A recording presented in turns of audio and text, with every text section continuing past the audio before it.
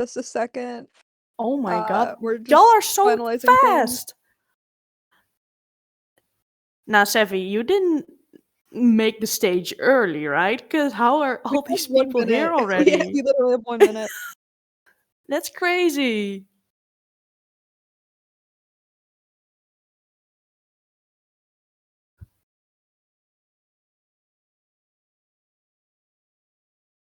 I think they're doing one last thing backstage real quick to get everything going smoothly.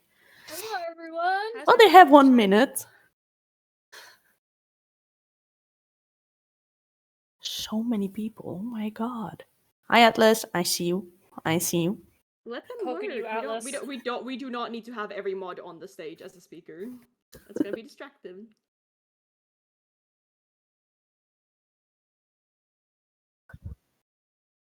Good luck. Of course you are. Discord's bugging out for me. Everybody's a square. That's new.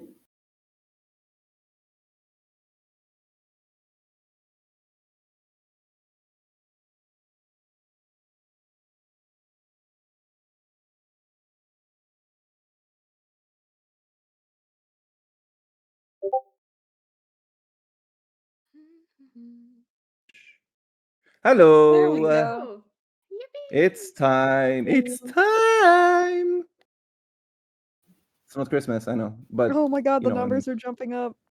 yeah. Very No, good. okay. So because hi everyone, and hi everyone who has been here last time. Jesus, I like the. Oh man, why am I blanking on the meme with 01? Like the guy from Avengers. Never mind. It's funny. I like it. It's funny. Love you guys. Last time we've done a short one because he was like, Yoav, you should join in. And then I realized that it was really nice to talk to you guys through the Discord, and also, the way it was going was really fun. But we realized after talking to the mod team, and shout out to the mod team, I love you guys. We were talking about doing it more, in a way that's like easier to manage this thing, so we can have like questions happening, and I can also read the chat. So that I don't have back problems. Stop it. Before we begin with the Q&A, and before we begin with anything, I would like to say, to start with, like, I'm super happy that we reached 20K members on Discord. You guys are awesome. We managed to do something really, really cool together, and I was not expecting the numbers to be to this degree. And as somebody who has been here since the very beginning, I am super grateful to have the fan base that I do, because you guys share a lot with what I also believe, which is that, it's like the idea of like being introverts together. It's the idea that like you can somehow feel like you can connect much further with people sometimes through the internet than you do in real life sometimes, if that makes sense. So I think like there's something really, really neat about the aspect of how the Living Tombstone became this really big fandom that celebrates the internet at large, and not just the Living Tombstone on its own, which is really, really nice and admirable. And I only want to talk to you guys and know more about you. This is something that I told the Namad team earlier, is that it really helps, and it really is a nice thing to be talking to fans to understand where do we align, what stuff do we like, what stuff is not necessarily liked as much, and make sure that whatever Sam and I and everyone else who also gets to be involved in the songs, we all together make stuff that like celebrates the fandom at large, because it really is about celebrating how nice the internet can be when we all obsess over different things that we all enjoy together, which is, I think, really nice. So thank you so much. I know that you can play. I'm not an unk. I know how to use Discord. Let me find the soundboard. Where's the soundboard? It used to be a soundboard. What the hell? There's no soundboard on stages. What? Oh. Yeah. All right, never mind. So I was not Just expecting that. disappointed. You You gotta can't do it bread in the yourself. shower. We're so sorry. Oh, bread in the You shower. gotta do it yourself. Yeah, Oh, I'm doing gotta that. sing it. Yeah, I'm gonna do clippy, clap, clap, clap, clap, clap. That's what I wanted to do. I wanted to do a clappy clap. The first thing we're gonna do as a way to celebrate. Will this be recorded later? Someone asked. I don't know. There's a few Usually. people in chat recording. Oh, okay. Well, this can From what I be know. up later. We can figure out how to be posting it properly so fans can look at it later. I just don't know if this is like. It's just fans recording it. They'll probably post it in one of the chats at some point. Yeah, that's Yeah, totally look, there chill. they are. They're recording Thank it for you, themselves, Lucky. and they'll share it. Thank you, fans, for recording this. This is awesome. It would be even more hilarious. Actually, don't actually do this, fans. I'm not. This is not a challenge. But imagine if someone brings up their phone in front of the computer screen and just records it from their phone the whole time instead of Guys, just Let me just screen quickly recording. do that. Thank No, you for giving me this idea. You see what I mean? You No. see what I mean? Even when I say no, don't do that, someone would actually do that, then it would be exactly. You see what I mean? Like there's now like 5 people that are gonna do it. E is one of them. Hi, No. sup E. No, yeah, it'd be more fitting. You know the concert tradition people have of recording the shows with a 3DS? Record the Q&A with Oh 3DS. yeah, so that's probably the goal, right? To record with the 3DS. Yeah. Let me close some Oh, please. stuff. Okay, let's stream the. Okay, so what we're gonna do first is there's a tier list made by the lovely mods that you guys have been responding to. It's a tier list for the new Rust Revulsions album. And I want, before I see the leaderboards and see what you guys have responded, I'm gonna give my own opinion and make my own tier list and show you guys what I think in terms of which remixes are the best and which aren't. Even though I like all of them equally, because all of them do different things. But we have different opinions. So we're gonna start with Kill Us All. Kill Us All. Wait, it's like if I do the because I have to do it like this. So hold on, let's just put it in order of like album, and then I will adjust it accordingly. So wait, that's not the right order. And then okay. Sorry, it's just that I'm discovering how this works. But again, let's just put everything there. And all right, let's start with the first one. Let's start with Kill Us All. So, Kill Us All, I have a bit of a bias. I just I'm good friends with Basic and Stasik are both really talented EDM producers, and I, as somebody who casually listens to a lot of EDM, hold on, just so I can also read the chat at the same time. Yeah, someone is recording this, by the way. Scroll up a little bit. Oh, hell yeah. Hold on, I want to see if there's a way to also read the chat while I'm here. Can I just do... You guys can still see the stream, right? Yes, it's Okay. Yeah, we can. Okay. Again, sorry for being a gong. I'm just trying to do the best I can. All right, I can see the chat. Hi, guys. So, Stasik and Basic are awesome people. I love their production. I'm not really sure yet where to put it on the tier list. So I'm gonna right now just put it over there. You know what? Just because I understand how this tier list thing works, I'm just used to the tier list that is like there's a left row of like S rank, A rank, B rank, and so on. So if that's the case, then let me first sort through everything, and then I'll explain one by one what is the meaning behind the tier list for me. Let me see.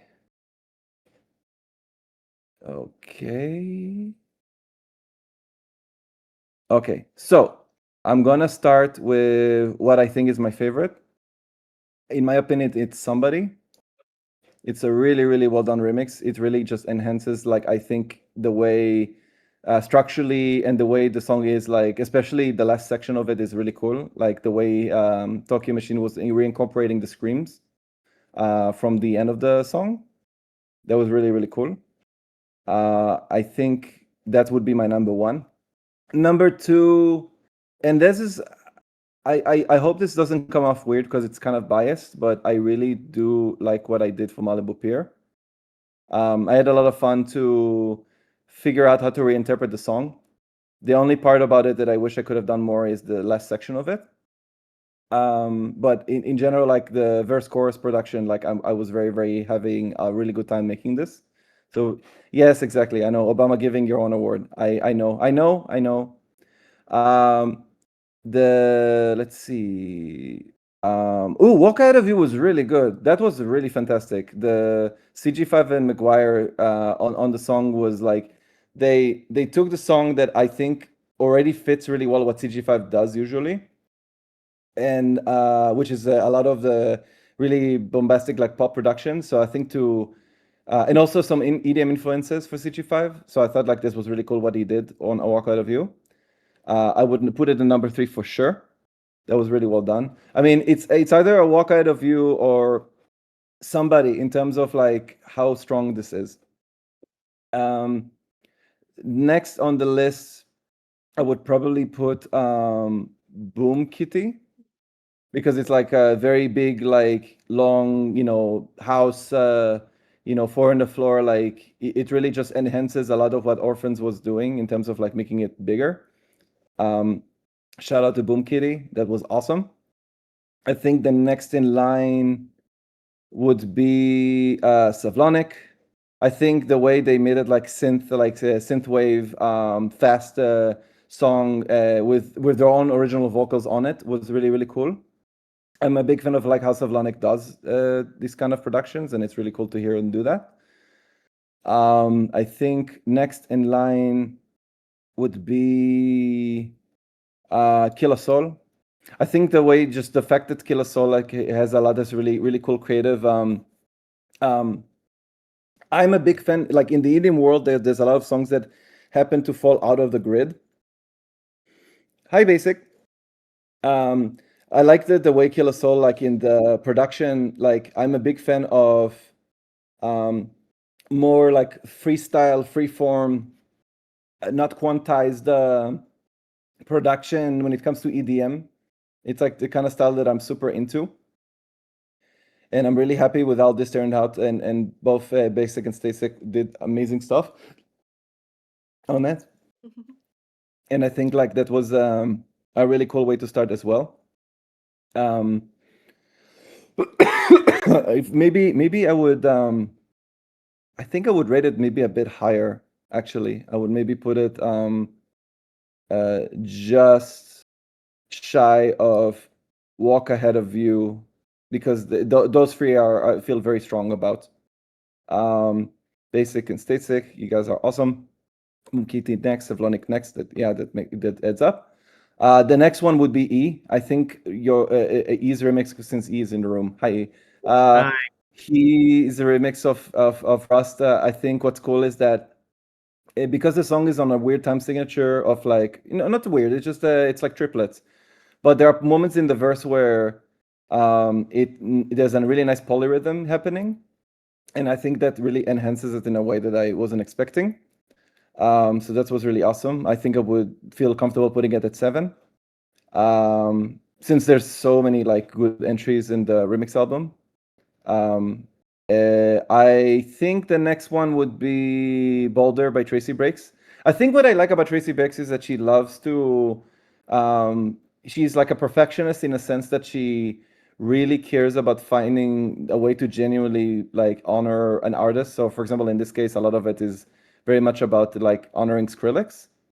And I think that was a really, really cool, awesome way to see the way it's been translated in that way. And that was really, really cool.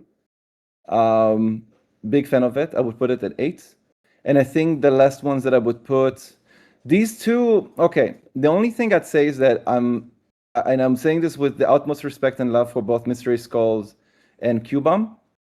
I think I would probably put Be Alone last, and then this would be a year.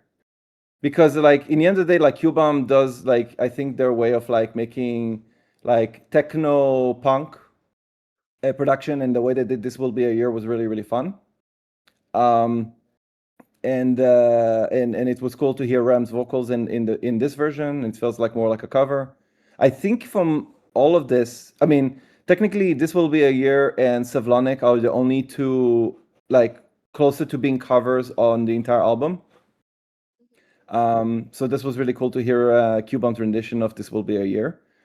And I think, sadly, like I love Mystery Skulls, and I think I'm still enjoying what he tried to do on Be Alone. But there is a problem with how I feel like the stylistic choice of making it like major might have betrayed the verses in a way that I feel could have been done differently. Like I enjoy it as an idea, and I remember when I first received the remix, I thought like this was really cool to hear it. But I also feel like now seeing this done and released, like I feel like this is one aspect that could have maybe found its way to make it stronger in the verse itself. But other than that, like I love the chorus for Be Alone because I feel like the happy nature of it really works for the chorus. But the verses being so aggressive and being so much about things that doesn't really fit the major chord scenario just makes it maybe a little bit hard to digest in the verses. And that would be my tier list. And this is my opinion. And I would say 0-1. So bit vote. And now, for the moment of truth. Let's see what you guys are thinking. Let's see it. Let's see it. Here we go. Malibu Pier is number there one. We go. That's Boulder's awesome. last. What? Boulder being less is very fascinating, but hold on. Let me review what you guys. I think I liked it the most. I love it. Malibu Pier. Thank you guys for picking Malibu Pier as number one. I know that this is the Living Tombstone Discord server, so I understand that to some degree there's a huge bias. So I want to be honest and acknowledge that bias, but at the same time, I'm still gonna say thank you for being fans of the remix that I've done for it as Sugarvision. That was really, really fun. So I'm glad you guys enjoyed it. Somebody being second is cool. I'm glad that we share a very similar sentiment as to where it's like picked on the tier list. Russ being number 3 is awesome. I'm glad you guys really enjoyed what he was doing in it. Hi. He's been spreading propaganda on the server. Oh, I bet.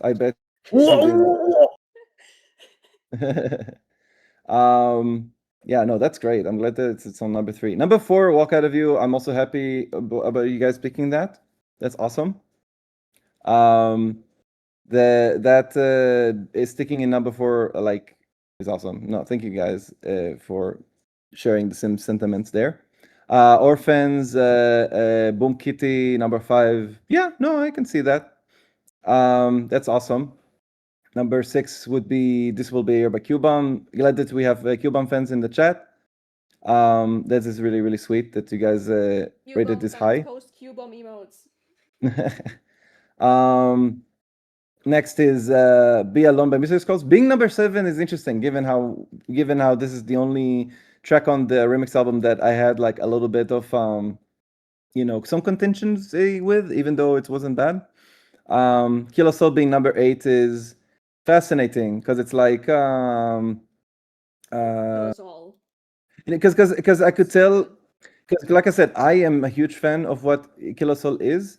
And I understand, like, that's the thing about taste when it comes to EDM. It's so varied in that weird way. And so I'm not really maybe understand necessarily why people pick in a certain, like, category.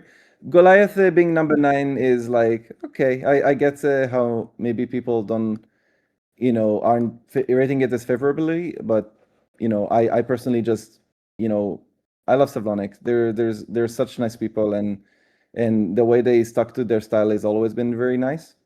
And then Boulder being number 10 is a surprise. Yeah, I'm surprised that this wasn't rated as high, because it's like, to me, it's like, come on, it's Skrillex. It's like we love Skrillex. It's like we're fans of oh man, okay. But okay. I'm not judging. I think this is a very good list, and you guys are very sweet for making that list happen. And with that, a round of applause to all of you. That's Just awesome. wanted to say, although you acknowledge the bias, just please know people really love Sugarvision regardless. Like, that's still their opinion. I know, and I respect that opinion. I just that I think, like, in the end of the day, like, I know that the Living Tombstone is very much a project that started by me, and very much a project that Sam and I want to really acknowledge and make sure that it, like, is done in the best way possible. And people are here for you. So It's just really sweet. I think, like, you guys are awesome. You guys are very, very sweet. I think everyone did an amazing job. They're all very good. I love all of them. Yeah, I mean, in the end of the day, like, everyone, like, really, you know, what I really respect about everybody working on this album is that they all really enjoy making music in their style in a way that is very unapologetic, and I think that in and of itself is why it was so cool to see everyone participate.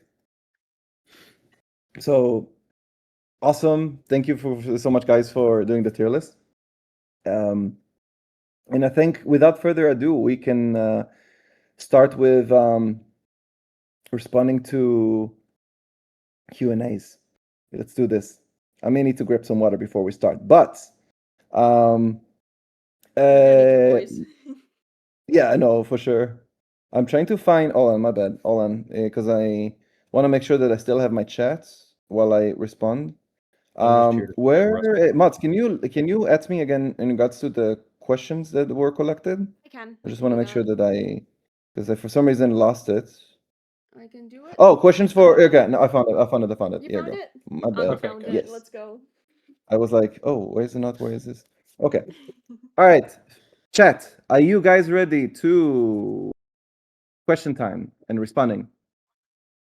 Yes. Do you guys need, like, sensory stream? You need sensory imagery? Sensory imagery. Do you want I think we should be chill. Skeletons again? All right. Please give us TLT sensory. No, you don't. Oh, yeah. let me grab a drink real quick. Get your water. I'm just here to spread Rust propaganda. Don't mind me. Ye's here to sit and look pretty. That's it. Hey, you said I could hang, okay? So I'm just hanging. That's all we need. Thank you.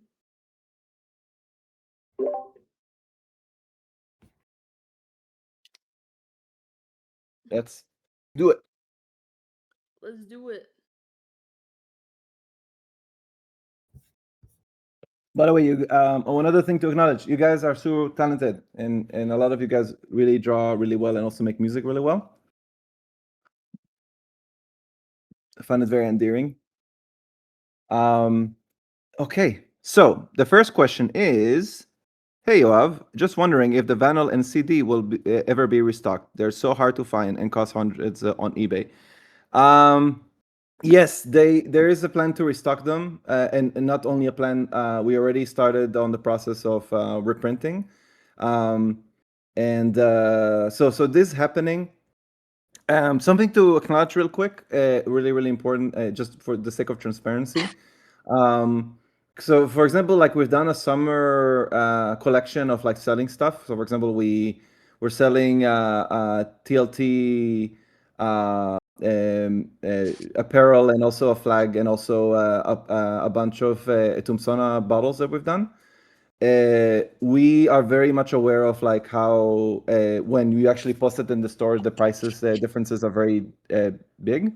So we, from now on, basically what we're gonna do, we're gonna basically make sure that when we present merch to you guys or reprint anything or whatever, that this is all for us understanding, like, how this comes for in the end of the day, especially with the pricing. So we very much care about making sure that when we present merch, that this is stuff that you guys just also want to have, but also want to pay for in the end of the day. This is just stuff that we very much acknowledge for, and we want to make sure that this is all, like, done properly. So please, like, this is us also figuring out the structure of merch and everything, and a lot of the answers I can give you guys is that there's a lot of different people involved in a way that like we are learning in the process, because there used to be a time in which the Living Tombstone had zero merch essentially. So this is us like figuring this out as we go along, and we very much see you guys' feedback, and we care a lot about stuff being done better. So now I don't want you guys to feel like that this is like stuff you guys say are going to the ether kind of thing, because we very much want you guys to be acknowledged in that sense. We love you guys. And thank you for asking about the Final CD. We will be restocking them very, very soon.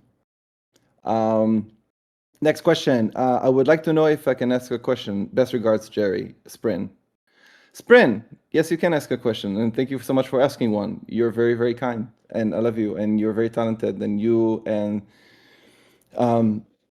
the rest of the team who has been working with us. Shout out to Blind Spot. They've been awesome. And they made the last FNAF videos consecutively. Since this comes from inside, they've been really, really talented. We love you guys. So thank you, Jerry. Sugarvision question. Do you have any more plans with Sugarvision, like releasing an album or maybe another EP? So right now, there's a lot of like plans on releasing more music very soon. And oh, sorry, chat, just to clarify something. So these are all questions that were submitted to the Q&A thread, and there were like and then the mods very graciously have been going through a lot of the questions to help us sort through stuff that maybe have been responded to many times before and everything, and I'm doing my best to respond to the questions in an open way, so that way, because I'm sure some of you have been asking the same question, so I don't want to like say this guy said it and then it's like, oh, but I also said it. So there's no like an unfair prioritization. So no need to ask in chat, because in chat like this is, we're doing this way, so that way chat can still be free and you guys can message whatever you guys like in chat, with reason, of course. Yoav's freezing? Oh, what happened? You're lagging a little bit. That's all. Oh, am I? think. Crap. Let me fix something, because I think I know why. No, it should be fine. Doesn't look like I'm lagging. Well, it was just Discord being Discord. It It happens. I think it's fine. Yeah, I'm good now. Okay, maybe it was just for a second there. Sorry about that. Okay, Sugarvision question. Any new plans with Sugarvision? So I am currently just this week. I'm just really focusing on making sure everything is okay for tour. We're gonna start the European tour very soon. So the idea is to make sure everything's okay for this week, and then once everything's okay for this week, then I'm gonna be focusing on Sugarvision tracks that I've been cooking in the background while I was trying to finish stuff for the Living Tombstone. So I'm very, very excited to show you guys stuff. The plan, again, it's just a plan, is to do more stuff in Sugarvision in the style of like hardstyle genres, because it has been something that I've been tackling throughout a long time. Basically, hardstyle has been a genre that I've always been a fan of. And I hope to try more stuff for Sugarvision in that style, and I hope you guys like it. I mean, I did like an Instagram story where I was asking fans to see if hardstyle is a genre that you guys would be more into, and it sounds like it's very favorable. So thank you guys for asking about that. That's very, very kind of you. Hey, Yoav. Recently, I've been to one of your shows in Argentina, and I was wondering, after seeing so many fan gifts and fan art in person, do you have a special place for all the fan art? Do you have a special place for all the fan art fans give you? Thank you for the memories. The Argentina show was awesome. The energy and the fact that the people were mosh pitting to a lot of the songs on the set was really, really cool. And that was really, really, really cool to see. and the way we handle fan art and fan gifts from people is that we, in the office that we work from, we have, like, for example, a fan art wall that we keep populating, and we also put a lot of stuff in. There's a lot of fan art, like fan gifts, for example, that we place is like almost like accolades and statues, kind of like on and there's like shelves for that we put all together. And maybe once we're back from tour, I'd love to maybe share with you the fan art that we've done, that we've collected over time. There's a lot of really old stuff, the new stuff, and I hope you guys will get to see it. Well, official Sugarvision merch exists. I made myself Sugarvision pins, and I hope I could show you at the concert 9th of August. I love you so much, Yoav. That was said by 01, which is kind of funny to me because I'm also 01. So to hear it again, it was really fun. Jeb is correct. This is the video, the fan art wall. That's funny. This is from 21, and we have since populated it significantly. So there's a way more, and there's also more that I think we should probably be posting there again. That would really, really be cool. But to get back to Sugarvision merch, I would like to make more Sugarvision merch, but I think, given the fact that I'm still trying to find my footing in terms of what area of, like, what kind of music and area or style of things I want to, like, still tackle, because when I made the first EP, it was me just throwing in stuff into the world to see what sticks. And I feel like there was a lot of stuff in the EP that was very enlightening.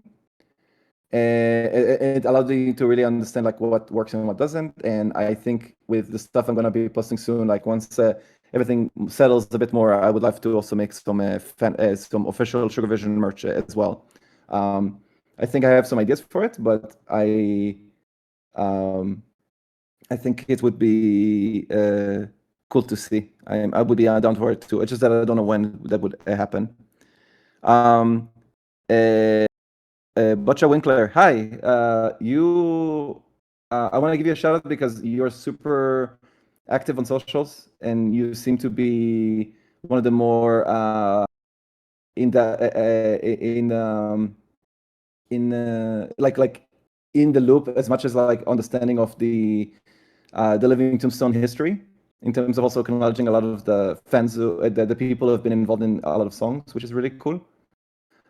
So shout out to you. What was your favorite MLP brownie song or remix you made? It's a good question. I don't know. It's like, I think if I'm talking about from a place of how meaningful it was for me, I mean, I have to give a shout out to the Discord remix, because that one, was a surprise to see how big it, like, caught, like, how much it was, like, getting so much attention when it first came out, to the point that, like, that got me to be at my first, like, convention show that I've done. And that was really, really interesting to see. But in terms of, like, favorite, in terms of which one I like to make myself, I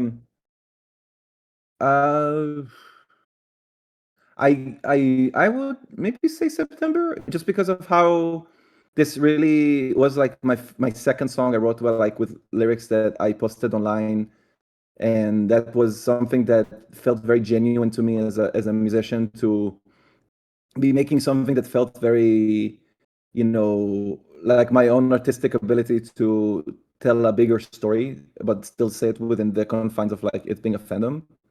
And I thought that was really, really cool.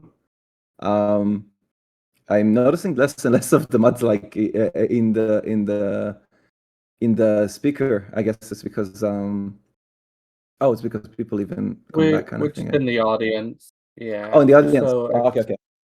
yeah. Okay. You got it.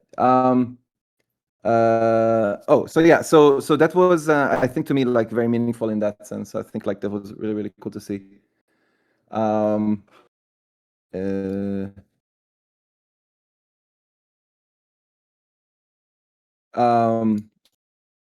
1 second, just making sure I'm not losing anything.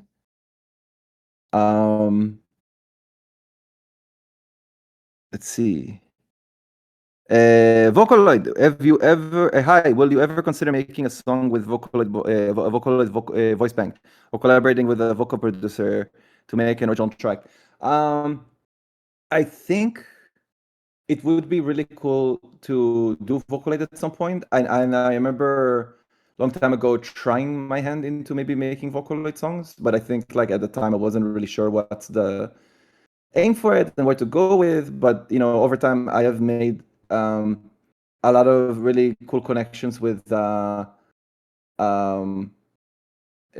was really, really cool to see you know, just a lot of people in the community making really cool Vocaloid songs. And I think that one day to make something with a vocal bank or Vocaloid would be really, really cool at some point. Also, shout out to the Larping Tombstone. They're great, and they definitely deserve the accolades for making, especially the last remix, which was really cool, for looping in the rooms. That was really, really cool.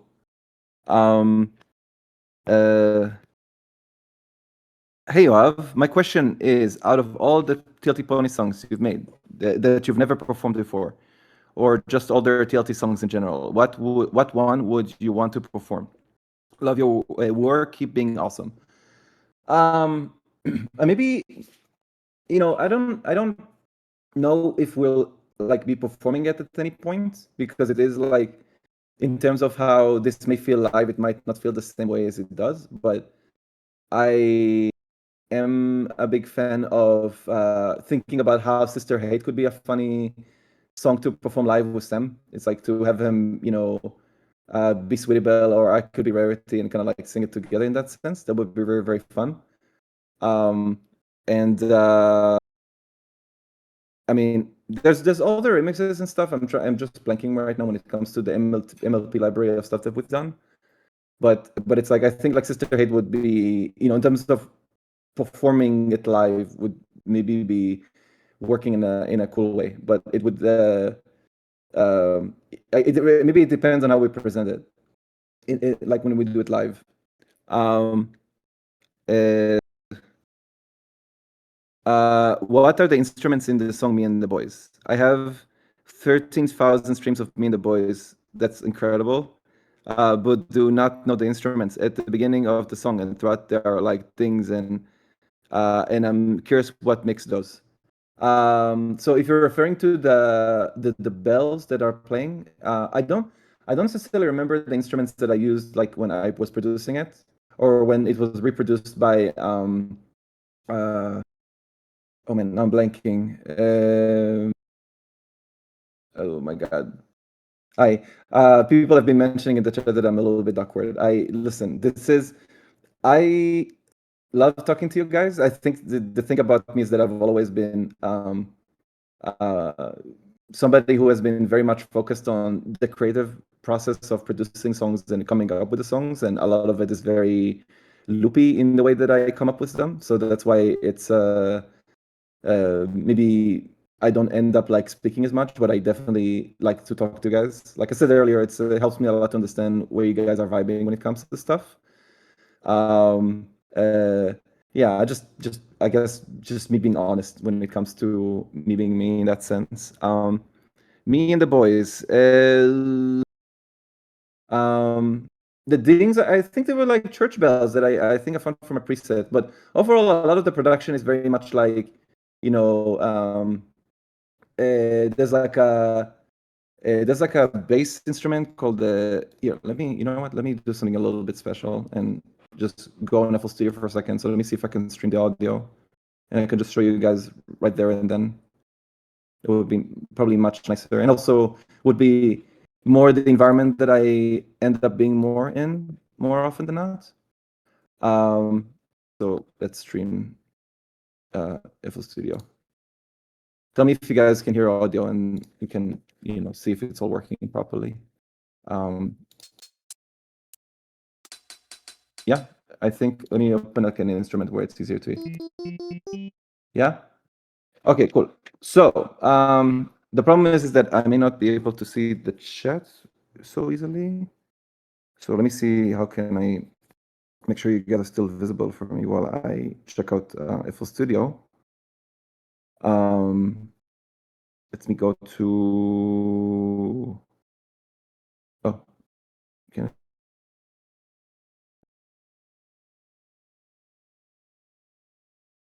recording a lot of the instruments for it as well. But this is the demo version of me and the boys.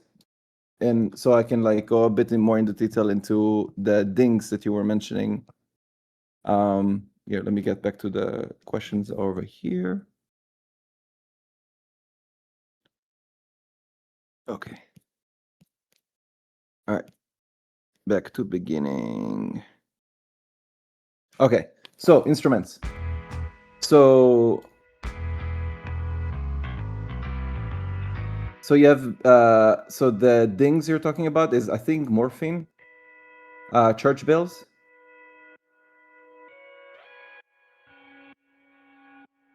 I think that's all this instrument was. And I also applied the gross bit on it to give this like tremolo traveling effect kind of thing.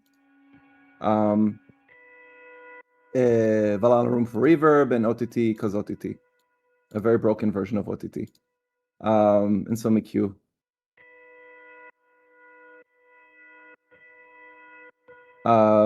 With everything else combined. Oops, sorry.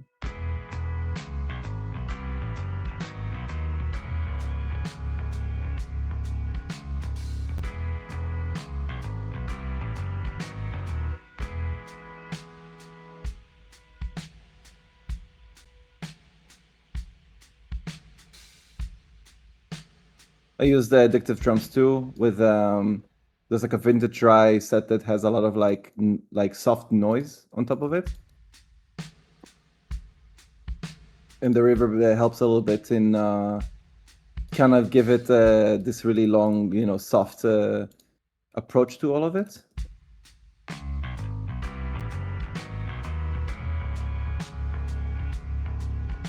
And because this is the demo version, you're gonna hear my vocals in this. See me and the boys, we got plans for what comes later after the war. Got names for a band. Let me increase the latency a bit, just so it doesn't crackle so much. Me and the boys, we got plans for what comes later after the war. Got names for a band and jobs for each other. It feels really good. Whoa, I'm crashing down. Everyone's crashing, but as long as we're together. Oops. And the drummer plays a bit too long, and the whole damn song starts to fall apart.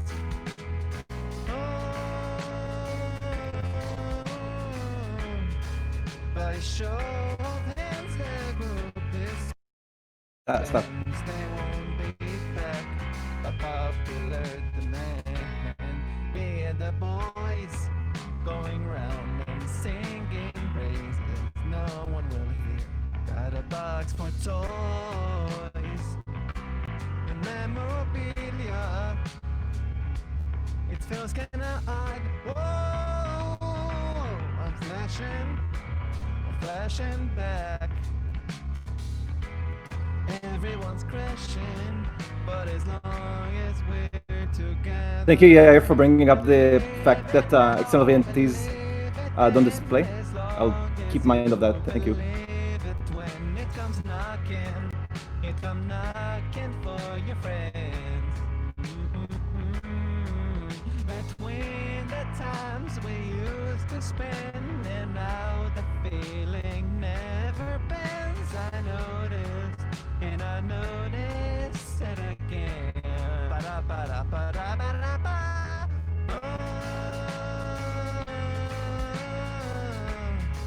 And the drummer plays a bit too long, and the whole damn song starts to fall apart.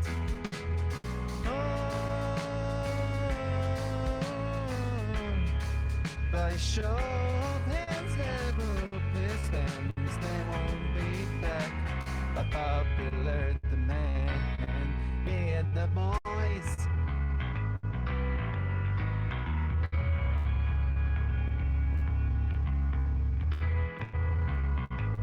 I think there's supposed to be delay effects and stuff happening, which for some reason they don't. Me and the boys.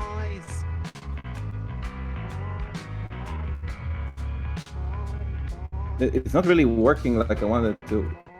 It just says boys now, which is really silly. I don't know. For some reason this project file is a bit broken, which is so weird. Yeah, we definitely gave this question a bit more time than I expected.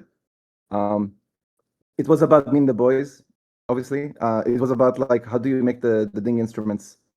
So you know, I'm glad to have pulled out the project file for this. What was the process to make the song What I Want? Hello, What I Want is one of my favorite songs of all time, and I always wondered what it was like for the band to make it. Like the inspiration behind the lyrics. What were the decisions to change some things from the demo version? Why was it chosen as the first track of the album? That's okay. So Tombstone lore. Okay, that's very meaningful because here's the thing. Even though Mariner Life is the first song that Sam and I like worked together, and that was what cemented my belief in Sam as somebody who should be working with me on the Living Tombstone from here on out. Is that What I Want was the first track that when I was at the time, you know, there was a time in which I was working on an original The Living Tombstone album without Sam, just coming up with 10 songs and coming up with different things. But then one of the tracks was what was in the beginning called Demo 4, I think it was. And I remember showing it to Sam, and I remember him like heavily reacting to that song in particular. What I Want started out from a voice memo where I came up with a bass line, and then I remember to close the stream. It will like the stream. Is the stream really lagging right now? Sorry. I'm just wanting to make. Oh, I think it's just the stage itself. If people are having issues, they can leave and rejoin, and that should help. Oh, okay. No worries at all. I mean, I can for now just close the project file for this and stop streaming, just so it's not gonna keep lagging. But here you go. All right. So, What I Want started out as a demo for an original album at the time. And I remember the bass line being something that was stuck to it. And I remember that there's like different melody ideas for it as well that at the moment I cannot show because some ideas from What I Want are now in the original version that is now used for a new song that's gonna come out relatively recently.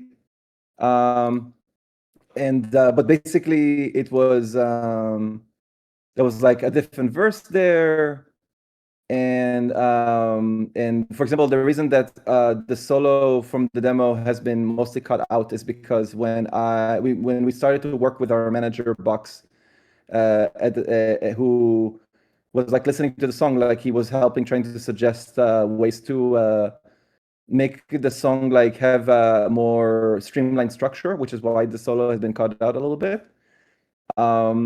But that's kind of like was the process of us trying to figure out like how do we work together on songs that like let's say I come up with, and now we have like Sam on board and Box on board and people who all they want is to make sure that things are happening in a certain way. So I felt that so that's why it changed a lot. I wish there was a way to show you guys like more version of it, but it's like at the moment I think like it's kind of scattered, so I wouldn't be able to with this one just because of how messy this is. TLT Documentary progress. Hello, back in 2022, there was talks about a TLT documentary to commemorate the 10-year anniversary for the TLT channel. I was wondering if the documentary is still in progress or if it was canned. Also, unrelated, thank you for caring for the Tombsona plushies I made. It means a lot to me. Yes, I love the Tombsona plushies. They have been with us on the road for a very, very long time. So I'm really, really glad that this worked out this way. So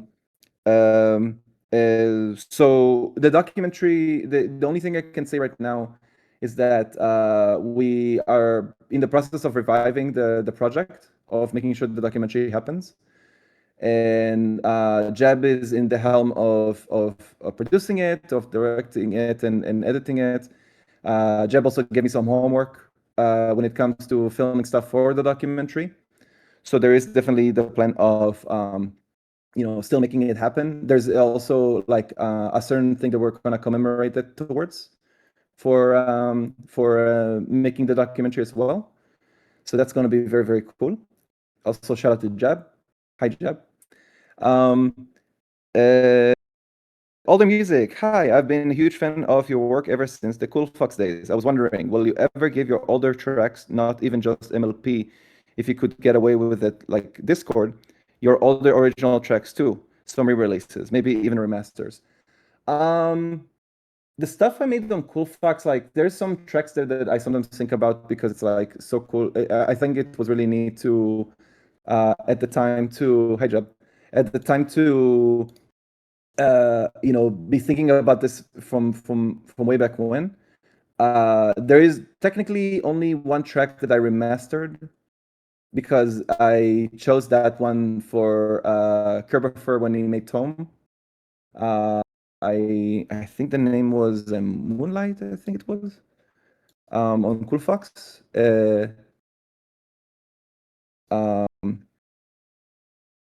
Let me see. I'm trying to remember what Koolfox stuff I've done. Again, we're talking about like older than TLT at this point because of how long ago we're talking about. But I remember the Super Smash Bros. Brawl remix that I've done that was like a very simple one. But Moonlight was one that I remember was like an original composition, and this was remade for Tome. Blue Sand was cool. Gabe Got the Disco Fever was one that at the time I was like, whoa, this is going viral, and it got like 82,000 views. And I remember, the small like viral moment for me felt like this was a lot.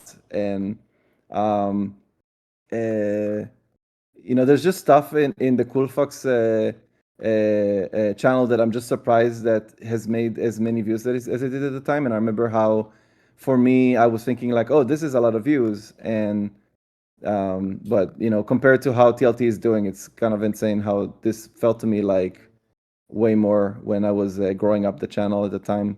DMX the Tank Engine is so hilarious to me that this is doing so well.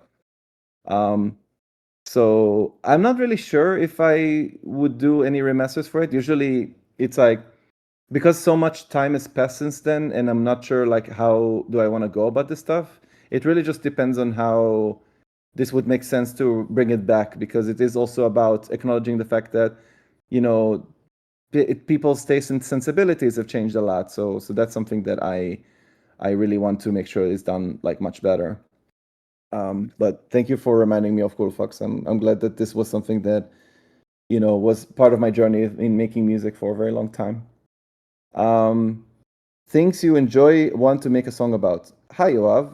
So a very simple but curious question. What are some kinds of media you like movies, shows, games, and perhaps what would you want to make a song about? Or what would you suggest people starting out with music start with? Software, hardware, and creative process. Since it's kind of like two questions in one, I'm going to split it up a little bit. Kind of three questions. So in terms of mediums I more recently I've started to read books. There's no like particular books that I'm a fan of. It's more that I try to pick a book and try to finish it. Like the last book that I finished that I may need to just read the last chapter again because I think I missed on details was Name of the Rose. That was like maybe the longest book that I really sunk my teeth into. But I would really like to try to sink my teeth into more books in general and get into it. Maybe while I'm touring, I'll start to read more in general. Movies and shows and games. Games obviously, because it's like the thing that inspires me to come up with songs. As of yesterday, more recently, it's like when I was discussing with the mods, they got me into trying Roblox after hearing so much about Roblox and the games that are on there. I know that there's like a head start that, you know, from Sam. Sam has been like playing Roblox a lot. And I am now myself getting into it because a part of it is that Roblox is its own, you know, universe of games and ideas. I thought like it would be really cool to get into it in general. And there's a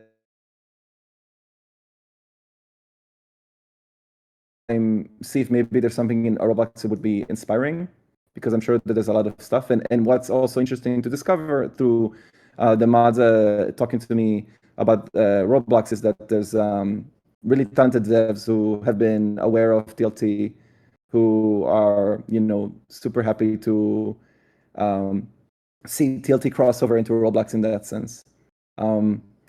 I don't know what took me so long to get into it, but there's a lot of stuff there that I like. It's like, it's not perfect. I wish the way you curate and find games on the platform would be better. It's just full of slop. So I think the best way that I can at least do is word of mouth and see if there's people recommending me games on Roblox that they found on their own kind of thing. Music, it's like I'm a, you know, the System of a Down is like one of my main inspirations. So that has always been very important to me.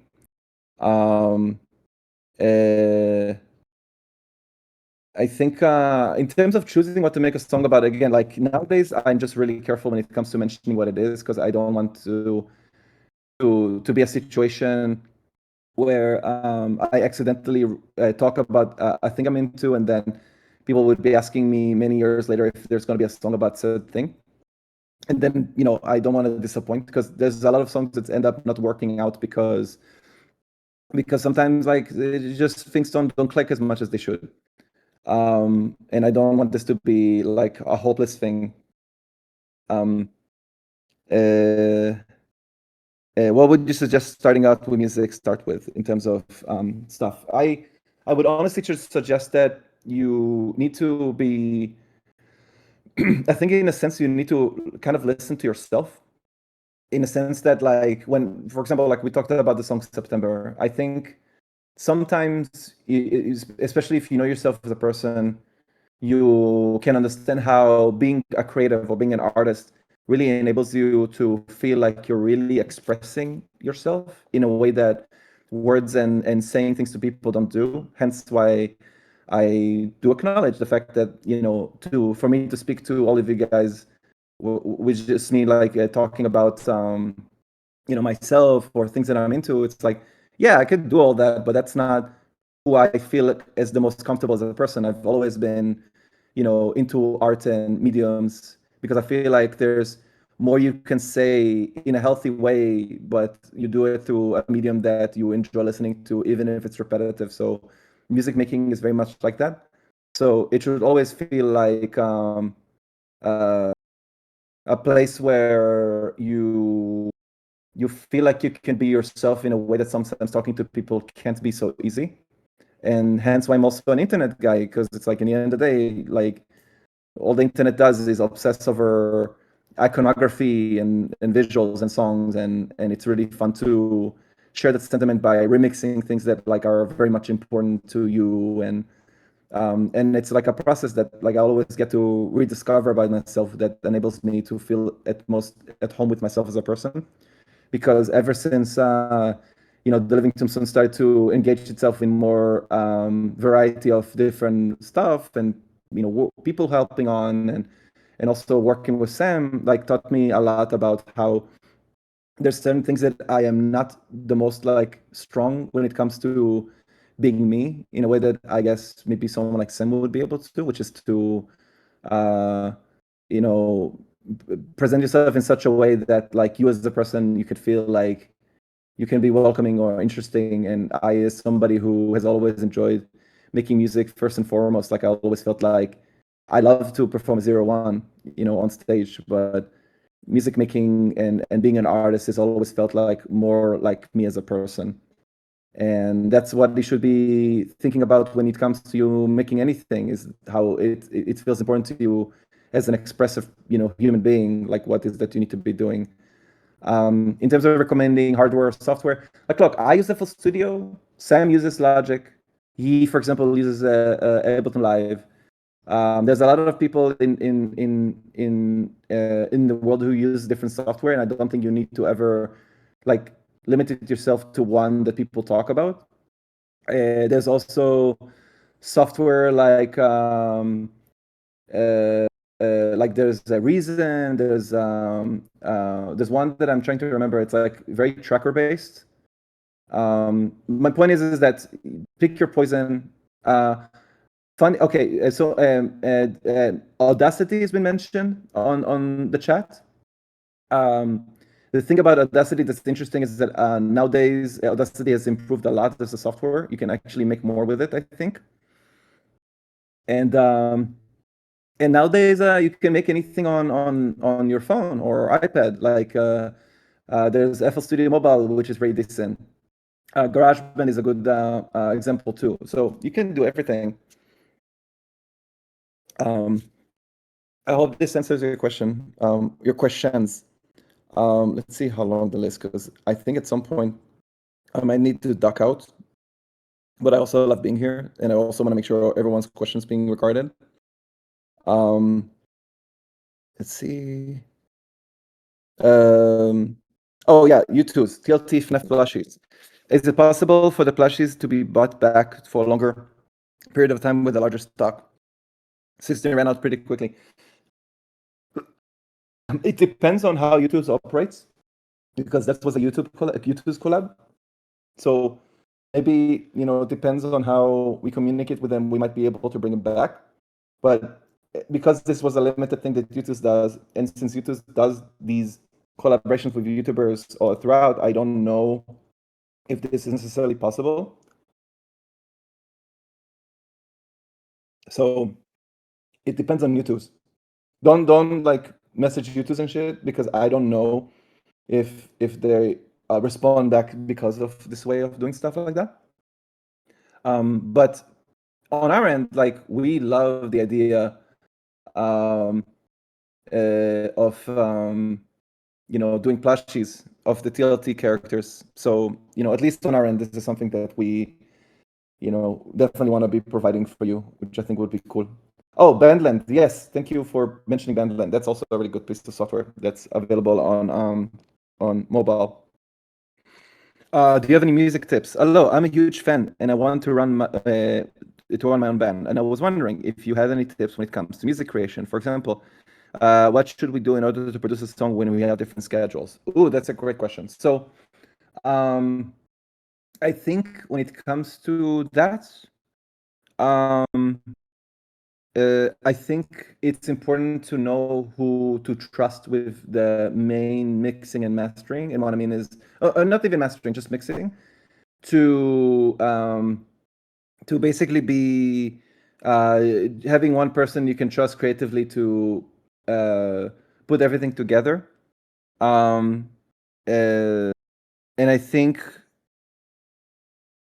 it's really just about knowing how to also be prepared. Like in my process, it's really just about knowing how to come up with different ideas, in separate ways. So for example, when I, open my phone and record a voice memo with a melody, it usually doesn't go for a song specifically, because the way I would work about it is I would,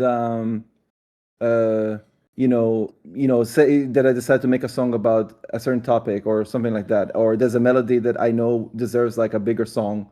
Then when I would go through the voice memos that I have that I've been saving for years, for a very long time. And then sometimes, and I think that's one advice that I can give, is that you can work on something now and then come back to it tomorrow and then see, basically see if that's the same idea that you came up with yesterday, still holds water to some degree, and that allows you to constantly be in the process of giving yourself an honest feedback as to what is important to you or don't, because sometimes in the moment when you work on something, you don't really see how this can translate to somebody who may not hear the song before, and the most important person in the process of deciding on how to create songs is yourself. So when you give yourself the opportunity to listen to your own work in a way that's unbiased, in a way that's like lets you forget what is that you came up with, it allows you to reminisce and be super either excited for something that you forgot that you were working on, or you might not like it as much as you did when you first worked on it, and that's okay. I think it's really just important in that process. Is there a music genre you've always wanted to write in but you haven't had the chance to yet? Is there a music genre you've always... Oh, it's the same question. If so, what draws you to it? Like I said with Sugarvision, I really want to get into hardstyle, and I want to do it in such a way that I feel like in the genre that I can see myself doing a lot of the things that I already do on something like The Living Tombstone, which is that I love to write bass lines, and I love to come up with like the melodies and the composition, and to open it up in that way. I think it's stuff that I can see hardstyle be a genre that can really be susceptible to these ideas, and I want to see how this combines. And I think when it comes to deciding on a genre, I think it's really just about, first of all, understanding how can you be contributing to a genre you love, and two, how do you see the stuff that you like be similar to what other people you don't know also like, basically. Siberia, the collaboration I've done with Yuki Bloom is like a really funny, like there's like a moment there in which I produced hardstyle towards the end, and it was just an idea that I had for the collab when I was working with Yuki Bloom. Shout out to Yuki Bloom. Anything else planned for Sugarvision? Hi, Yoav. Just wondering if you had any upcoming plans for Sugarvision, any new music, merch, tour. The Malibu Pier remix was phenomenal, by the way. Yes, so as I mentioned earlier, there's plans for merch in the future, just nothing concrete in any sort of way. And new music, it really just depends on my experiments with hardstyle. I just really want to make sure that there's something that I can focus on in a way that I feel like I can contribute to a genre that applies to my sentimentalities in a way that feels unique and interesting. Because in the end of the day, it's about wanting to fit in, and also not give myself a hard time if it's not gonna end up working in the way that I thought it would. But it is very, very exciting in that way. So I hope to be trying this stuff very, very soon. Let's do... Hey, Yoav, I wanted to ask, your Tombsona suits look absolutely majestic, especially in person. Blah. I was wondering if you have any way to cool down, because I can't even imagine how hot it must get performing and moving around in them, especially in summer. Love you guys, and I absolutely love your music. Okay, funny you mentioned this. Europe in the summer, I know, is very, very, very hot. And me and Marcus, who is Armstrong in the suit, we have had issues in the past of overheating in the costumes, because for example, in my case, I can speak for me in this case, is that I have LED lights on me, and I'm wearing a biker's helmet, which is already pretty heavy, and it has all the lights on that.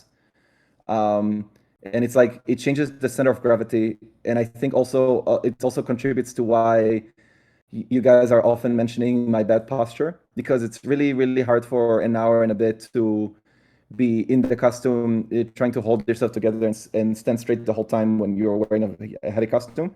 But then again, I feel like I'm a little bit, I don't know. I mean, I sit in front of a computer all the time, so I think that's already contributing to shit posture anyway.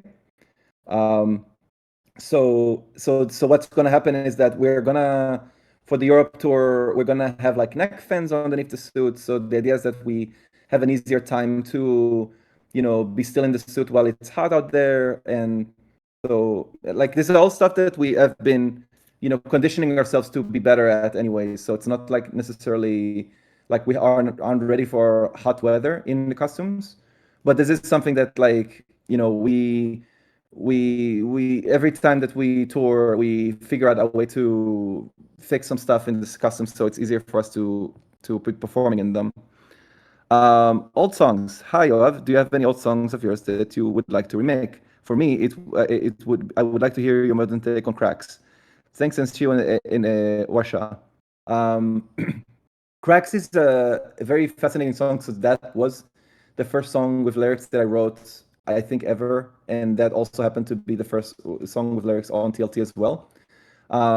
Would be cool to remake it. It's just that in terms of structure and everything. Oh, bye, Ayer. It was good to have you on the chat. Yeah, so for me, it was more like, it's structurally a very weird song. So I don't know how do I take it to make it like different, but there is definitely ideas there. I just need to, because I as a person change a lot, and I think if I listen to the song now again, like I would still like it, but I probably would be thinking about it in different ways. By the way, am I coming off too quiet? I'm just making sure that if I need to increase the microphone, I can. Okay, all right, cool. Thank you, guys. So maybe, I mean, it's kind of like, what's a really good example is like September is a very old track, and that when we were coming up with the tour set list, Sam suggested we should play September, and I remember telling him that like I don't hate September, but it's like I also don't know from the outside perspective what is that something people want to hear live or not, because it's always like a different sensibility, and it's been a second since I made September, so that's why it's so interesting to see people think differently about this stuff, and then it allows me to really understand what does it mean for people to like something that's old that I may not have the same sentiment towards it, kind of thing. How did the bbno collab manifest? We need a TLT remix of bbno money song, Lemo. Live, love, brief TLT. You guys are amazing artists. Shout out to bbno money, which is so funny to give a shout out to him because he's really, really famous in his own right. The way it's been manifested, I think if I'm correct, it started out because we were in contact with, and I'm gonna try to remember the people involved, but basically it started out from collabing with cosplayers when we've done like social media posts. And since, as you guys know, like Sam is very much involved in Has Been Hotel and Hell of a Boss, that was something that also allowed for Sam to be communicating with people in the cosplay community, but also outside of it. That's also how we got the connection with bbno money. And that enables us to open for him in Toronto, which was amazing. That was like our first arena show we've done. And now, he's great. Like, I don't know, he's always been a super nice dude, and I'm super happy we made the connection. So that's something that like, I hope more stuff about it would manifest. It would be really, really cool. Fandom age. Hello, sending hugs from Brazil. I was wondering, what do you think about the fandom getting older? At least here in Brazil, a lot of people became fans when they were around 13 to 16, and now many of us are already in our 20s. I think it would be funny. It would be so funny and kind of amazing if in the near future, the show had a whole audience full of people in their 30s who have been fans since they were teenagers. Okay, so the thing that's so interesting to me is that sometimes in our shows, we have people who already became parents, who they show their kids TLT, and basically the cycle continues where there's like now a new generation of kids who are like fans of TLT the same way that TLT was something that was important for people who were at the time that age too. And I am an unc. I am 35-year-old, and for me to keep doing this is so fascinating because I still see myself as somebody who, like I mentioned earlier, like I play Roblox now, and nothing about it feels forced. It's just the way that I think I see the internet being, where it's free for all. Like everyone can be on the internet and like everything. And I think like I was also on the internet when I. Come on, no. Yes, I'm not look, I'm an unc, but I'm just saying I'm not an unc when it comes to Discord. So please, I don't mean to contradict myself when it comes to this stuff. I'm just being funny. I think it's just a case of like, also being respectful of the fact that different generations have different sensibilities. Because I, for example, am aware that people from like Gen Z or Gen Alpha are not necessarily like, they don't have the easiest time to relate to millennials the same way that millennials can't have the easiest time relating to Gen Xers or boomers. So that's, I think, important to acknowledge, because, for example, like millennials, we would have a harder time to let go of things that are funny to us on TikTok, let's say. So, for example, let me do it for you. It's like funny to me still, but in people who are much younger who are on TikTok, like to everyone else, it's like kind of cringe to still be remembering like memes for that long. So this is important. Like this is part of me being aware of how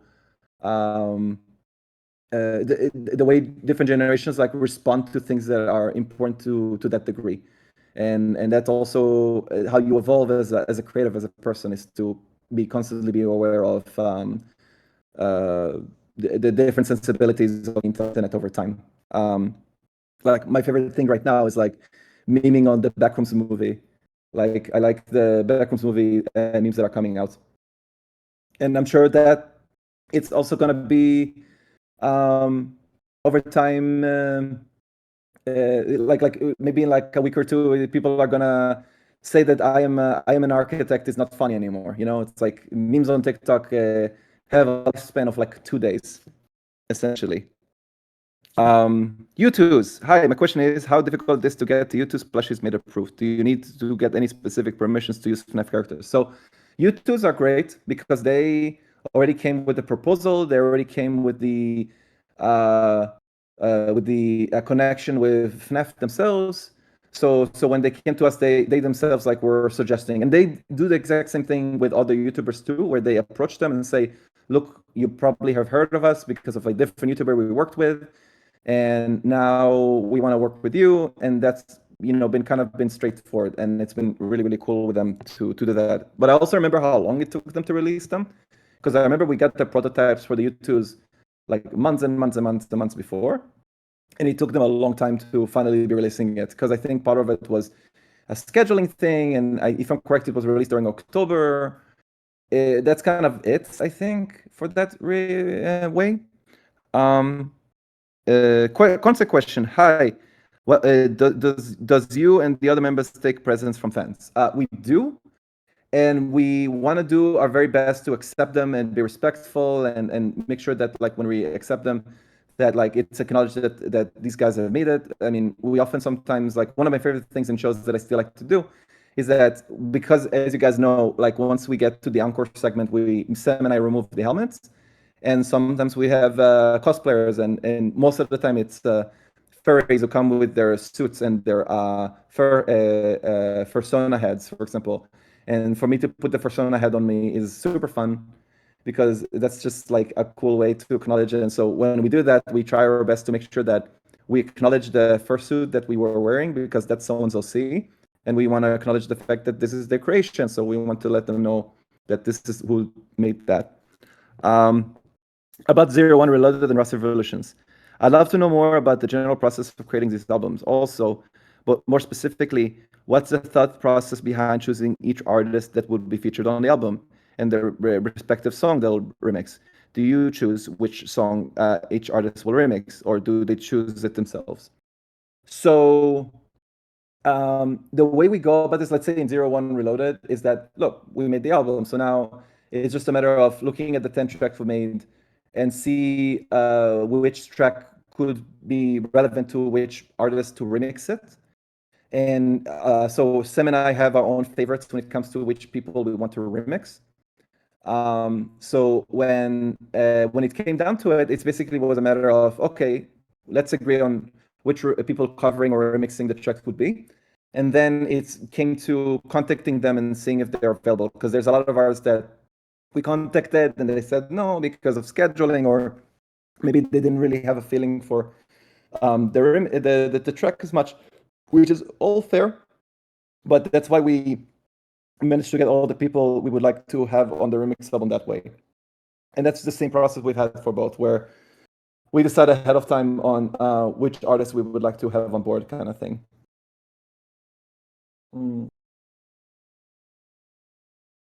Also, chat, hydrate. You need to drink water. Let's maybe give, because there's still a lot of questions to go through. I want to make sure that I am responding to as many as I can, and giving as much time as I can to them. Hi, Yoav, a music question for you. In your opinion, what is that gives TLT its sound? As in what musical elements, effects, harmonies, etc., etc., comes up a lot in music? Please feel free to get into the music theory, technical stuff if you'd like, but you don't have to. Thanks for all you do. Your work means a lot to me and have a lot of people here as well. So the way, and I'm going to open FL Studio one more time for this. And I'm going to do my best to respond to the next couple of questions, but I don't know if I'll be able to get to all of them. I really, really apologize. You guys are amazing, and I think a lot of you had a lot of really important questions to ask. So let me open FL Studio one more time just so I can show some stuff. Here. So the way I come up with stuff is let me see if I can find like a voice memo, like as an example, without spoiling too much. I think that's kind of the thing sometimes when it comes to showing how the sausage is made, is that it's like sometimes it is a matter of not spoiling the surprise if it's like a song that has an entire idea to it and everything. But here, if I go to song ideas, I can show you more in depth into what happens. So let's say, let me choose one real quick, and then I'll show you like the process. Maybe.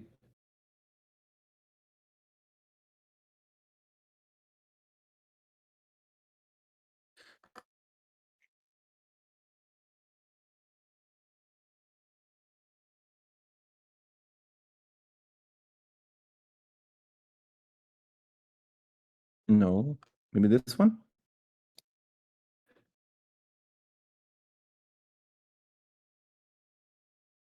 All right, let me give you, let's do this one. So I went through my folder of a lot of song ideas that I have, and there's one folder. So in the folder, like there's stuff that dates back to 2011. Like that's how big and old my song ideas list is, and it's been growing a lot since anyway.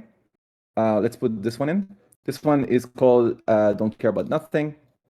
I'm gonna make it a little bit louder so you guys can hear the demo. I live on the edge and I don't really care about nothing. I live on the edge and I don't really care about nothing. Oh, I live on the edge and I don't. It's like, so for example, like this is a vocal memo that like I recorded with some like lyrics like baked into it. And it's really just about conveying a feeling. And the reason that I really prefer this method is because when you compose into, let's say in this case, FL Studio versus coming up with a voice memo, is that you're not, it's like the difference between performing versus composing or producing is that you, you know what, just because, we're getting close to the end, I might just show my face for a little bit, just so it's easier for you guys to connect. Hi, everyone. So basically, the way you connect with music, I think the closer you are to the human element of the composition or the song, the better it comes through when it comes to you making the song. Because when you compose into software, it ends up being that how should I say this? It's like when you compose to a computer, that's why sometimes when you hear songs from in the fandom or any fandom, that sometimes the song felt too computery, too electronic. And it's because the way a computer, when you compose, kind of looks like and works, is that you end up confining yourself to how the software feels like.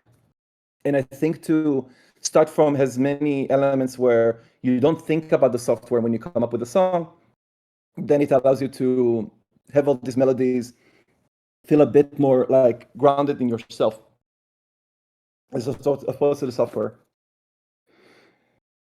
So so let's say this I part. live on the edge and I don't really care about nothing. So I'm gonna mute this for a second because I already remember the melody. So like 1, 2, 3, 4. So 165, sure. So now I compose the voice memo I did that I had.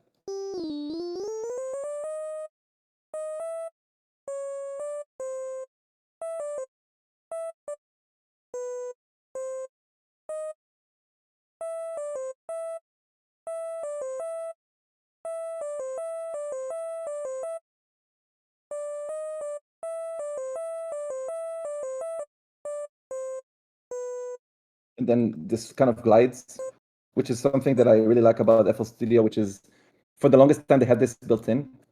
And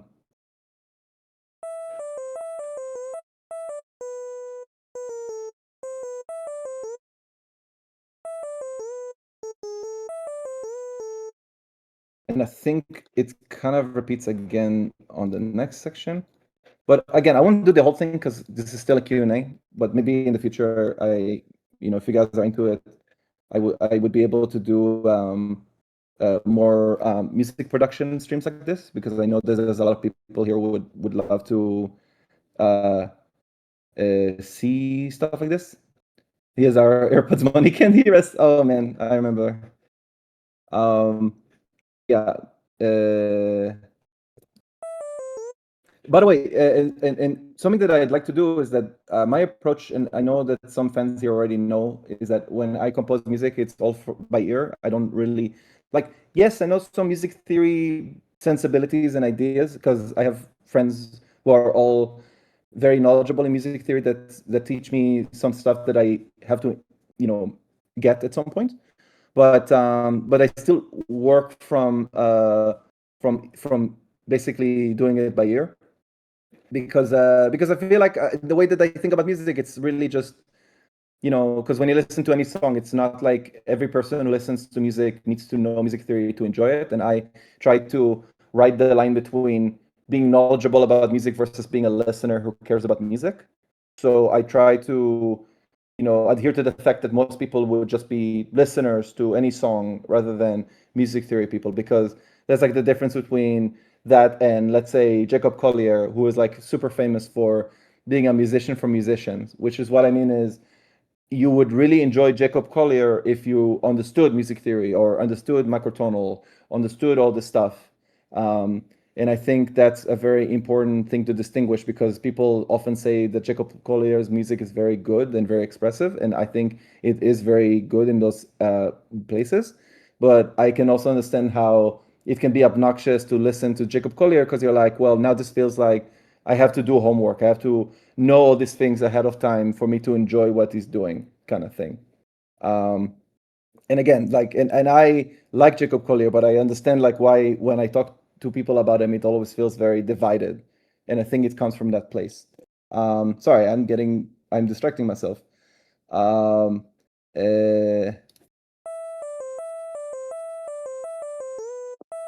the next process for me, it's either one or two things.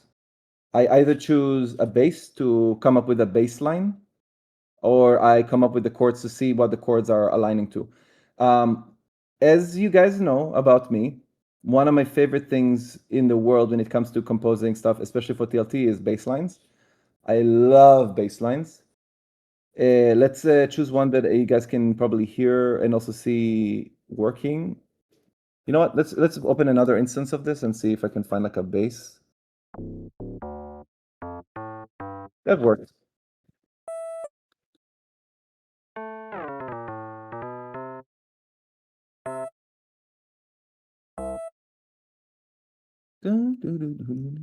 So when I compose, I don't necessarily just place notes.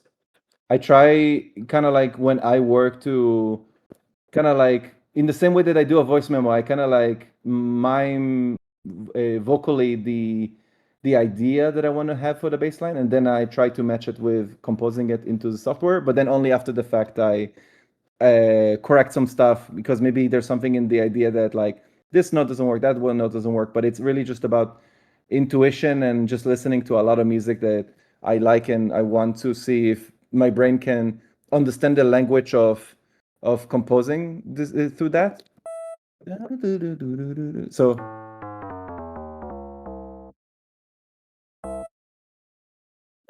let me do it one octave above, just so I know what I'm doing.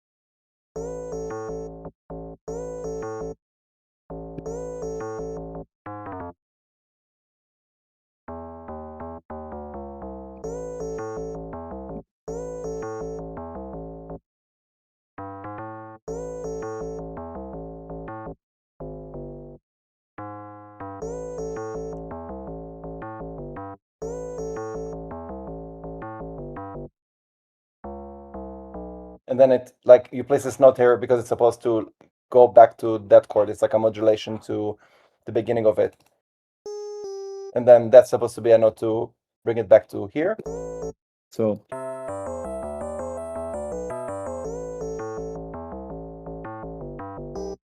oh, and it's supposed to repeat, but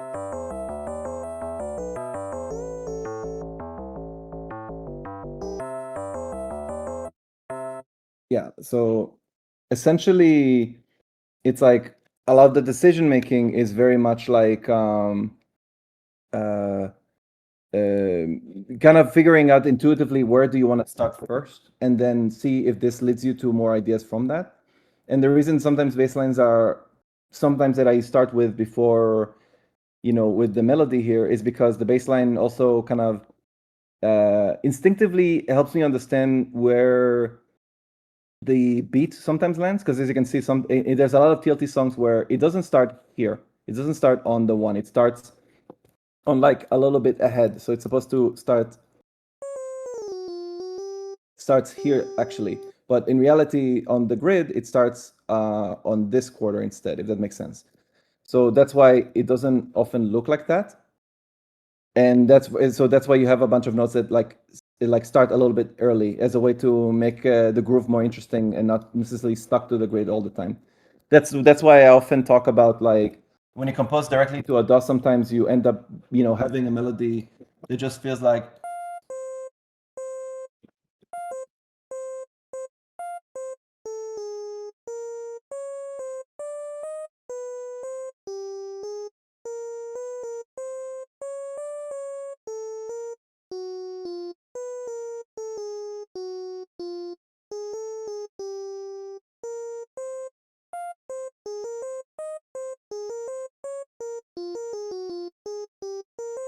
So as you can see, like when you just compose straight to it, then you're thinking like, oh, every 4 quarters, this needs to happen and this needs to happen.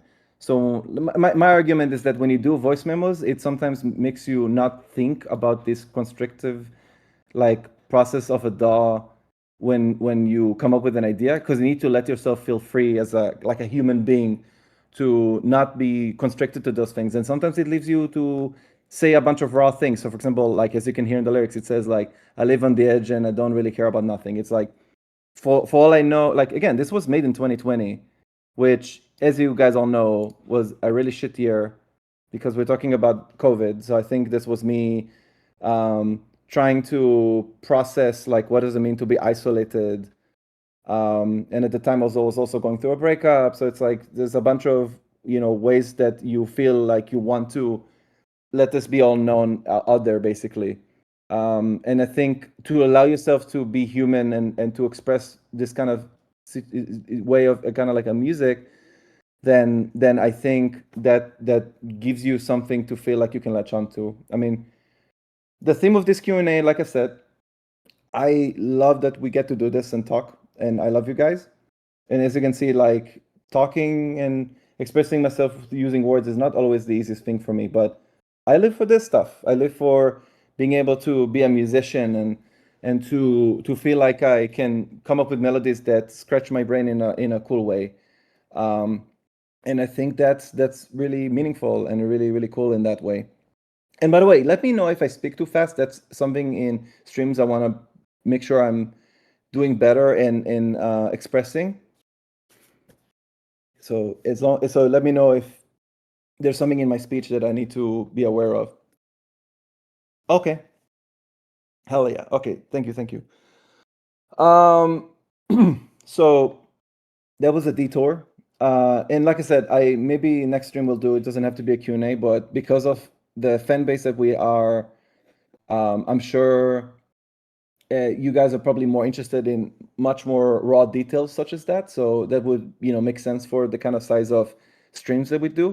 Because right now I know the stream has hovered around 350 people or so, 300 people, which is, I'm sure is a very sizable amount of people who would be good for something like music production stream and just talk about that. Let me see the next question. Just so let's see.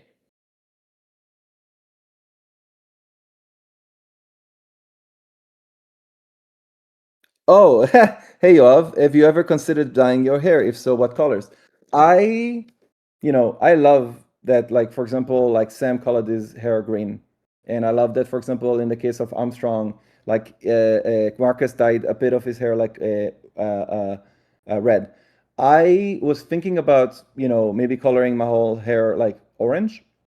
But my worry is that outside of my fan base, like I don't want to accidentally color my hair orange and this may come off as insensitive because I know that long time ago there was like I'm sorry for bringing this up, but it's like something that I was thinking about in terms of how insensitive it could be, which is that there used to be like a mass shooter who went to when the Batman Rises, Batman, The Dark Knight Rises, where this happened, and I think the association to orange hair is bad.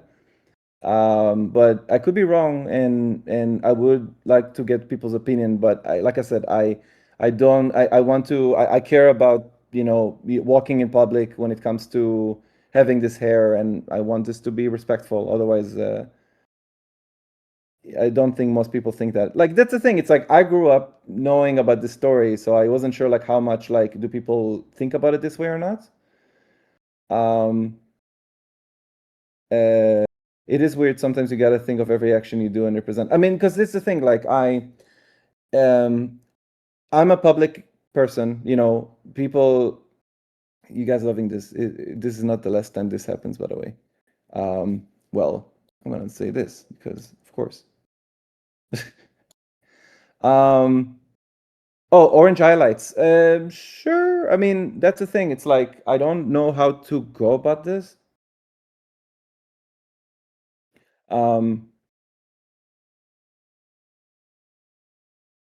Maybe. I don't know. I'm gonna be reconsidering about the orange hair of it all. It's just that I also am someone who just likes being me as a Yoav, like just being a person who has normal hair and I like the way that I get to have my own like inner world in which I get to obsess over, the internet and making music and like different mediums, where it doesn't have to encompass me and be something that I need to change my hair color for. But again, that's just me, and that opinion might change. Dyed the nose hair is orange. That's great. I like that idea. Let me see. Yo, my boy Yoav. if you weren't in the living Tombstone right now, what would you bring down? If you weren't in the living Tombstone right now, what would you be doing? How will your life be, and where would you be working at? There was a time in which I was doing a lot of Maltapony fandom stuff. And after there was like a bit of a stagnation, and I noticed that a lot of my friends in the Brony fandom were like, yeah, Jeb voted nah. Jeb knows, has taste. It basically was, the situation was where like I wasn't sure what's gonna end up with the living Tombstone, and a lot of my focus was doing MLP, and it's like, yes, it was getting popular, but it wasn't necessarily like clear as to how long the living Tombstone was doing. Like, again, I came from this idea that that success in the music world doesn't happen to anybody, and it doesn't matter how talented or good at what I do would be. And my thought was maybe I should be going into video editing for news channels and doing different things. But then when the Fanart Freddy song came out, and I realized that there's something to TLT that was really going further in a way that I wasn't expecting, that made me realize, like, okay, there's something for the living Tombstone that is much bigger than I expected, and that's what got me thinking that I should really try more with the living Tombstone. But like I said, in an alternative life, I would have been I would have been editing videos essentially. Let me see. Inspiration. Hi Yoav, which singer or band inspired you to make music? Have a wonderful day. I think it's like System of a Down is a big mention. The Prodigy is another mention. Fatboy Slim, My Chemical Romance are great, but they're not necessarily an inspo for me. No, I mean, My Chemical Romance kind of was an inspiration, funny enough, because the album cover art for Black Parade, if you notice the logo for My Chemical Romance, that was me wanting to come up with a new logo for the living Tombstone with the weird lettering that looks like this. So that was a big reason as to why the TLT logo looks the same way that the MCR logo looked at the Black Parade album. So yeah, that's some TLT lore there, is that MCR logo inspired the TLT logo, and also Skrillex. I think from here I might have to stop. I'll try to go over certain things a little bit quicker. Like I said, the Larping as someone asked about the Larping Tombstone, for example, Larping Tombstone are awesome. They are super talented. They come into it from a place of love, and I think what the Larping Tombstone are doing, which is very fascinating, is that which is the fact that they managed to distill a way of the living Tombstone thinking about internet music that like can be recreated in a way. So it's very endearing to see someone who has so much talent to be understanding TLT, that they make music that sounds like it. And looping in the rooms is very fun, because I think the Larping Tombstone being a project that's supposed to LARP TLT, because Backrooms, the theme of Backrooms is memories and copies, and to essentially be almost like the still life of the thing that was already existing in reality. Feels like it's very fitting for the Larping Tombstone to do it, because it's like they themselves are very talented musicians who do their own thing, but they're also like almost like a copy of, almost, because it's not like they're copying TLT outright. They're just kind of doing their own thing, but very, very heavily inspired by what TLT has been doing even from back then. And I think that's really, really cool. I have been talking to them. They're super sweet. And I'm looking forward for what more stuff they would be doing. I'm gonna read some chat. Yoav, this is very random, but you mean a lot to me, my goat. You helped me with my social anxiety, and it's really special to me to be able to look up to someone who's neurodivergent like me. Thank you for saying that, because my theme has always been like, how do I navigate other people in my life all the time, because I sometimes feel like my social anxiety can get the hold of me, and what I try to do with myself all the time is say, all right, I know I have social anxiety, and social anxiety ends up happening more when I don't really know what to focus on for myself as a way to know what to grab onto in my head, so I don't end up overthinking what the other person is thinking or saying, and to go through all of that. So my way is to know that in every place there's like music in the background. In every place there's like something that I can be fascinated by for myself, because I think I don't know, I cannot speak for you, but my social anxiety often happens when I feel like I am neglecting myself as a person. And what I mean by this is that if I am in a group of people and I don't have an easy time communicating, then it feels like I myself as a person, I'm feeling like I'm neglected. But I also don't want to be selfish about it. I don't want to like tell the person I'm talking to and say like, hey, I'm having social anxiety, please focus on me. It's more, I know that in any given moment, there's something that I, as Yoav, can feel fascinated by while I'm still talking to someone, that allows me to still feel like I am myself in the process of being in the conversation, which is what the internet has taught me so much about, loving the way people feel very connected and fascinated by themselves in that way. And I think that's what's very important, to figure out your way to win yourself over as a person. And I think that's such a wonderful thing to have.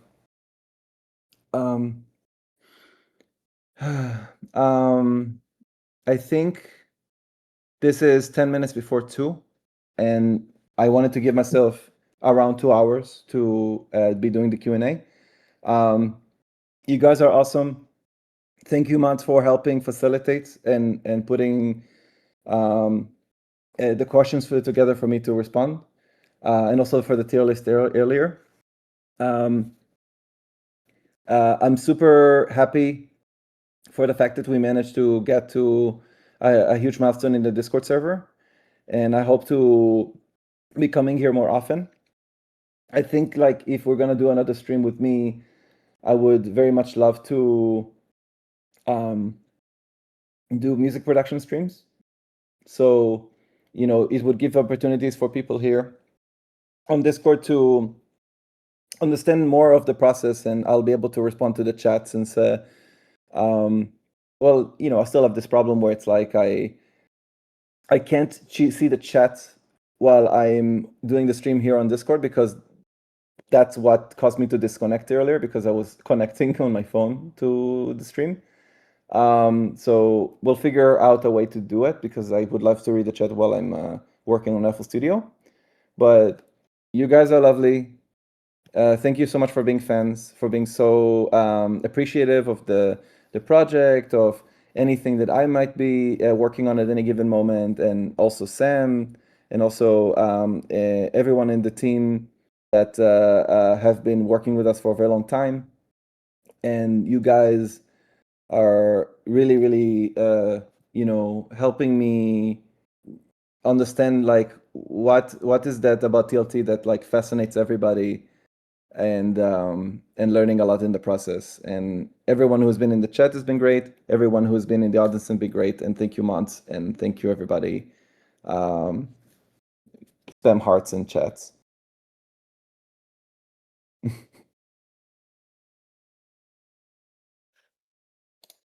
Let's go.